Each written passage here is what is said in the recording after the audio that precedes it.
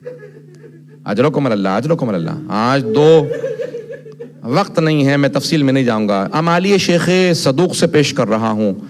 ابراہیم و محمد نام ہیں، اولاد والے بیٹھے ہیں۔ میں پیش کروں کتنے سن تھا؟ 11 برس اور 9 برس۔ کچھ نے ان سے بھی کم لکھا ہے سن۔ 3 ایسی ہستیاں ہیں، میں بھی مسائل پڑھوں گا آرام سے، اگر تھوڑا سا وقت زیادہ بھی لوں گا تو آپ میرے ساتھ چلیں گے بس بھائی۔ 3 ہستیاں ہیں جنہوں نے اپنی پوری نسل امام حسین پہ قربان کر دی ہے۔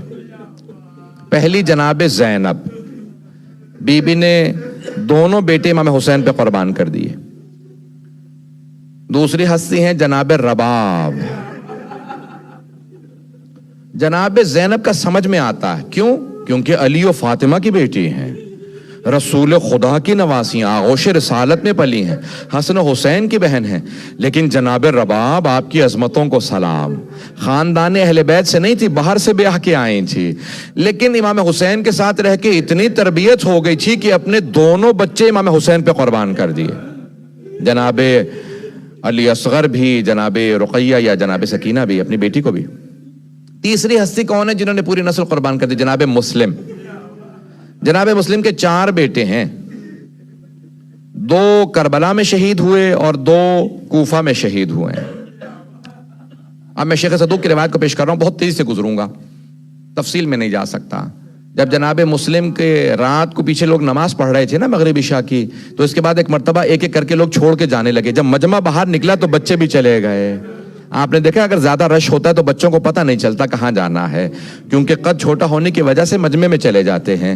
جب سڑک پہ آ گئے، روشنی نہیں تھی، لوگوں نے دروازے بند کر لیے تھے، سڑک پہ 2 بچے تھے۔ شیخ صدوق کہتے ہیں کہ ایک مرتبہ جب رات کے اندر دونوں بچے در بدر پھر رہے تھے نا، تو ایک نے کہا دوسرے سے ہم درخت پہ چڑھ جاتے ہیں، کہیں ایسا نہ ہو کہ کوئی ہمیں مار دے۔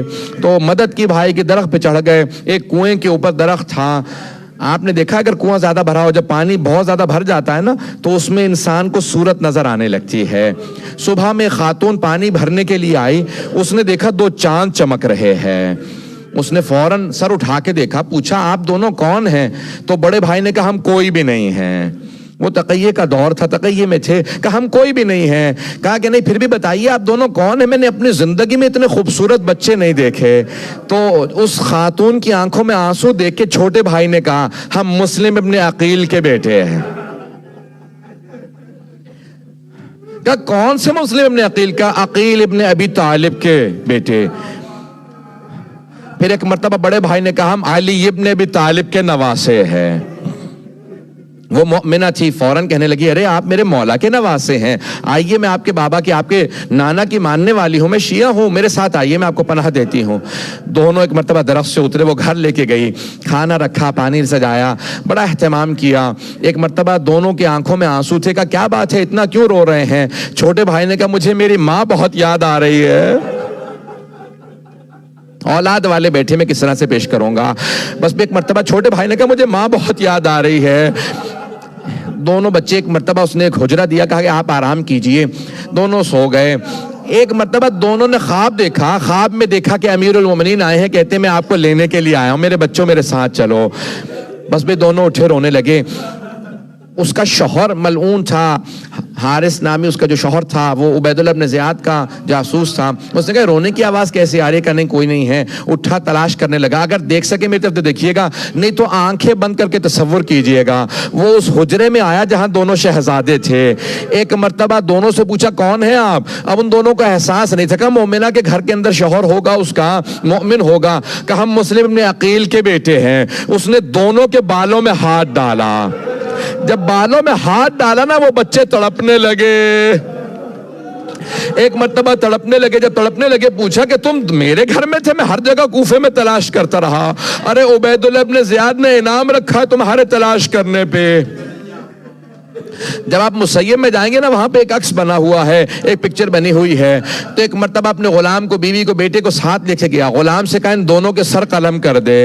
ایک مرتبہ غلام نے کہا آقا میں نے زندگی میں اتنے خوبصورت بچے نہیں دیکھے, ان کے چہرے بڑے معصوم ہیں, یہ بڑے انوسنٹ محسوس ہوتے ہیں, کہا میں نہیں مار سکتا. اس نے غلام کو مارا, کہا ہٹ جا. بیٹے سے کہا تو مار دے, کہا کہ نہیں بابا میں ایسے بچوں کو نہیں مار سکتا. اب ایک مرتبہ حارث ملعون نے تلوار کھینچی, کہا بتاؤ پہلے تم دونوں میں سے کس کو ماروں. تو بڑا بھائی سامنے, جناب ابراہیم سامنے آ گئے, کہا میری ماں نے مجھ سے کہا تھا الاخ الاکبر کالاب, بڑا بھائی باپ کی طرح سے ہوتا ہے, مجھے پہلے مار دو, میرے بھائی کو نہ مارنا. ایک مرتبہ چھوٹا بھائی سامنے آیا, کہا نہیں پہلے مجھے مارو, میری ماں نے کہا تھا چھوٹا بھائی بیٹے کی جگہ پہ ہوتا ہے, میرے باپ کو میرے سامنے نہ مارنا. اس ملعون نے کہا آپ اپنے کرتے اتارے, میں گلے کاٹوں گا آپ دونوں کے. ایک مرتبہ جب کرتا اتارنے کے لیے کہا نا, تو بڑے بھائی نے اپنے بٹن کو کھولا, دکما کھولا, پرانے زمانے کے تنگ ہوتے تھے, جیسے ہی چھوٹے بھائی کو دیکھا نا وہ رو لگا. کیا بات ہے, رو کیوں رہے ہو؟ کہا میری ماں میرا کرتا بدلا کرتی تھی. اجرکم اللہ. بس ایک مرتبہ دونوں تڑپ کے رونے لگے, کہا فیصلہ کر لو. دونوں گلے مل کے رو رہے تھے, اس نے تلوار چلائی. بس بے تلوار کا چلنا تھا, دونوں شہزادوں کے سر قلم ہو گئے. اجرکم اللہ. میں یہی تمام کر دیتا, لیکن نہیں, یہاں تمام نہیں ہوتے دونوں شہزادوں کے مصائب. اس نے دونوں کے سر لیے اور ایک مرتبہ ایک کپڑے میں باندھے. یہ جو دونوں لاشیں تھے نا جو گلے ملے ہوئے تھے, اس نے فرات میں پھینک دیے. آپ جب جائیں گے نا کربلا سے باہر تقریباً 30 کلومیٹر مسیب شہر میں جائیں گے, تو فرات کے کنارے دونوں کا روضہ ہے. ایک کسان کھیتی باڑی کر رہا تھا, دریا میں دیکھا تو لاشیں بہتے ہوئے آ رہے ہیں. وہ آگے بڑھا کے ایک مرتبہ اس کسان نے دونوں لاشیں نکالے, نہ جانے کس ماں کی گود اجڑی ہے, نہ جانے شہزادے ایک دوسرے سے گلے کیوں مل رہے ہیں. اس نے لاشوں کو دفنا دیا. خواب میں دیکھا رسول اسلام نے کہا تو نے میرے دونوں بچوں کو دفنایا ہے, میں تیری شفاعت کروں گا. بس بھئی آخری جملے سن لیجئے, میں نے تمام کر دیا. ہاتھ جوڑ کے کہوں گا آخری 2 جملے سن لیجئے. ایک مرتبہ حارث ملعون نے دونوں کے سر ایک سفید کپڑے میں باندھے اور عبید اللہ ابن زیاد کے پاس گیا. کہا عبید اللہ ابن زیاد مجھے انعام چاہیے. کہا کیوں انعام چاہیے؟ کہا تو نے کہا تھا نا جو 2 مسلم کے بیٹوں کو لے کے آئے گا میں انعام دوں گا. میں نے دونوں بیٹوں کے سر کا, کہا کہ میں نے کہا تھا زندہ لے آنا, بچے چھوٹے تھے. کہا کہ ہاں نہیں میں نے دونوں کو مار دیا. کہا دکھا کہاں پہ ہے. اس نے ایک مرتبہ کپڑا کھولا.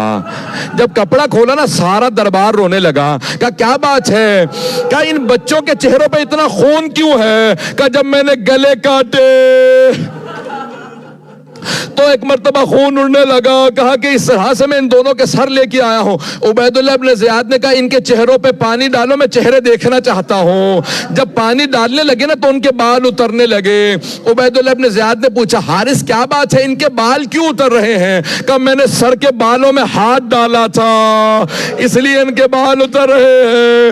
جب چہروں کو دیکھا عبید اللہ ملعون جیسا انسان 3 مرتبہ کھڑا ہوا. کہ زندگی میں اتنے خوبصورت بچے نہیں دیکھے. کہا کون تھے؟ کہا یہ علی کے نواسے تھے. میں نے تمام کر دیا. آپ نے مصائب سن لیا, مصائب ختم ہو گیا.